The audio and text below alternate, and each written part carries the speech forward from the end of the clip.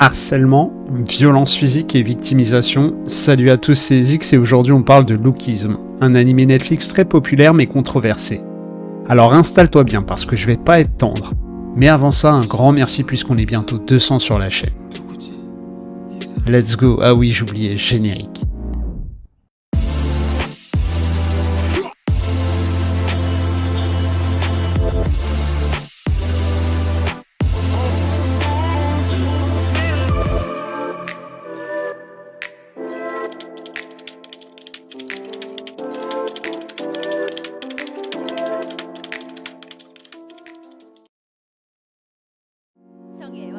Dans la vidéo 4 animé Borderline, j'ai survolé le scénario de ce manga en critiquant ouvertement son adaptation.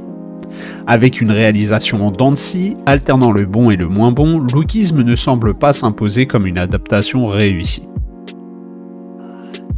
Cependant, après avoir pris conscience de sa popularité, j'ai décidé de revoir l'animé et d'en faire une critique plus constructive en m'appuyant un peu plus sur le webtoon. Avant tout, il faut savoir que le terme lookisme est un vrai mot, qui désigne un phénomène réel, la discrimination basée sur l'apparence. Vous vous coucherez moins bête cette nuit. Cette série éponyme nous raconte l'histoire de Park Young-sok, un jeune lycéen pas gâté par la vie, victime de harcèlement et vivant mal son adolescence, le quotidien de tous les ados des années 90. Reclus et sans amour-propre, le jeune homme est victime d'une incapacité à se rebeller, sauf avec sa pauvre mère, seule personne avec qui il ose exprimer sa frustration. Ce dernier bastion d'amour-propre contenu dans le cocon maternel empêche Park Young-seok, bon, on va l'appeler PHS, ça va être plus simple. Le cocon maternel empêche la métamorphose de PHS, qui n'arrive ni à s'affirmer ni à s'émanciper. C'est par le biais de lourds sacrifices financiers que sa mère va l'aider à prendre un nouveau départ dans un lycée différent. À peine débarqué, PHS va une nouvelle fois être mis en PLS. Bon ok, j'arrête. Victime d'une nouvelle agression, il va devenir la risée des réseaux sociaux. Il a vraiment pas de chance le mec. Au bout de sa vie, Park va passer une nuit difficile, mais va se réveiller dans la peau d'un nouveau jeune homme semblant répondre à tous les critères de beauté. Taille mannequin, silhouette de rêve, gueule d'ange, sourire séducteur, le Père Noël est passé et il n'a pas chômé. Park Young-seok va cependant constater que son ancien corps est bel et bien présent et qu'il peut bizarrement alterner entre les deux. À peine remis de ses émotions, le nouvel élève va faire tourner des têtes et attiser les jalousies dans son nouveau lycée, ne laissant indifférent ni la jante féminine ni masculine. Mais quel beau gosse. Le méga playboy va se faire des amis grâce à sa gentillesse peu commune et se lier d'amitié avec des élèves laissés pour compte, lui rappelant son ancienne personne. La vraie question est de savoir si ce pouvoir est en réalité une bénédiction ou une malédiction. Mais je vous laisse découvrir la réponse vous-même, du moins dans l'animé. Le changement de corps, c'est pas nouveau, c'est un concept vu et revu. Seulement la particularité de Lookism, c'est de mettre à disposition du protagoniste deux corps interchangeables. Ce pouvoir donne donc au personnage la possibilité d'exercer un emploi la nuit et même de s'entraîner au chant ou au sport afin d'être meilleur dans plusieurs domaines. On va pas se mentir, c'est pratique. On va ainsi suivre cette saison de Lookism jusqu'à la kermesse de l'école où l'animé s'achève. Ah oui, au fait, il faut qu'on parle des kermesses en Corée. Ça rigole pas. On dirait des scènes dignes d'ACDC. Après mon premier visionnage, j'avais rapidement classé Lookism dans la catégorie d'adaptation à rater.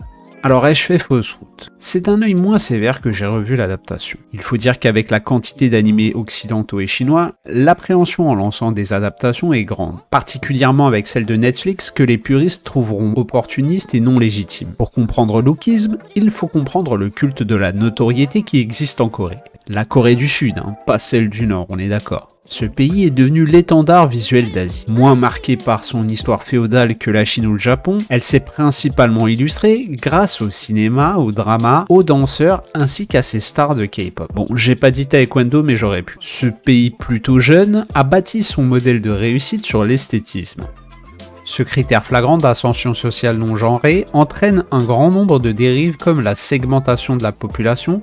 Remplaçons petit à petit la traditionnelle lutte des classes, du riche versus pauvre, par une lutte des beaux contre les moches. Je tiens à dire que si ces propos te dérangent, je pense savoir dans quelle catégorie tu te trouves. Dans cet environnement, il est désormais difficile d'échapper au regard des autres et donc au jugement, allant jusqu'aux critères à l'embauche. Bon, il faut avouer que ça existe partout, mais l'abus de recours aux soins esthétiques afin de faire carrière est ici devenu une norme. Il faut dire qu'en Corée, se faire débrider les yeux est aussi banal qu'un blanchissement dentaire. Pour cette Corée majoritairement athéiste, l'apparence est donc devenue un véritable sacerdoce. Lookisme est donc la critique de la dérive sectaire d'une société gangrénée par le reflet de la perfection. Oui, je dis des belles phrases des fois.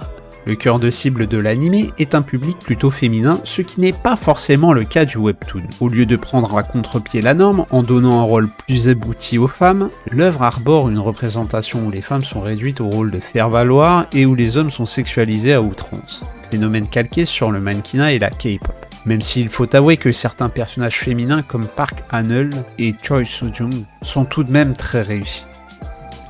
Un autre point fort de l'anime n'est autre que son OST. Le thème Fly Up donne simplement des frissons.